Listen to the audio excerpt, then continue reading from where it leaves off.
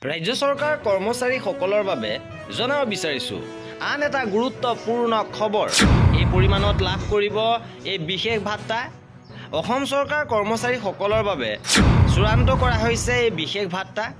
Notification প্ৰকাশ হৈছে। সবিশেষ আপোনালোকক জনাব বিচাৰিছোঁ।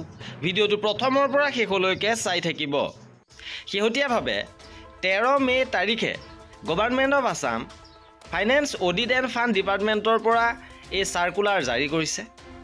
ইয়াত উল্লেখ কৰিছে যে অসম চৰকাৰৰ অধীনত কাম কৰা কৰ্মচাৰীসকলক গৃহ ভাড়া ভাত্তা HRA আৰু চিটি কম্পেনচেটৰী এলাৱেন্স CCA আদি প্ৰদানৰ বাবে গ্ৰহণযোগ্য হাৰৰ সন্দৰ্ভত বিভিন্ন বিভাগৰ পৰা অসংখ্য প্ৰস্তাৱ লাভ কৰাৰ পৰিপ্ৰেক্ষিতত যিসকলক যথেষ্ট পৰিমাণে এটা ঠাইত পোষ্ট কৰা হৈছে আৰু তেওঁলোকৰ সেৱাসমূহ বিভিন্ন মুখ্য কাৰ্যালয়ত এটেচমেণ্ট কৰা হৈছে।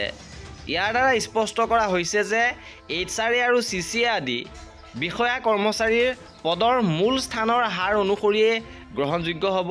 অৰ্থাৎ আপুনি যদিহে এটেচমেণ্টত বেলেগ কোনো ঠাইতো থাকে তেনেহ'লেও আপোনাৰ মূল ঠাইৰ অনুসৰিয়ে HRA প্ৰদান কৰিব। মূল আপোনাৰ কাৰ্যালয়ৰ অনুসৰি আপোনাক HRA দিয়া হ'ব।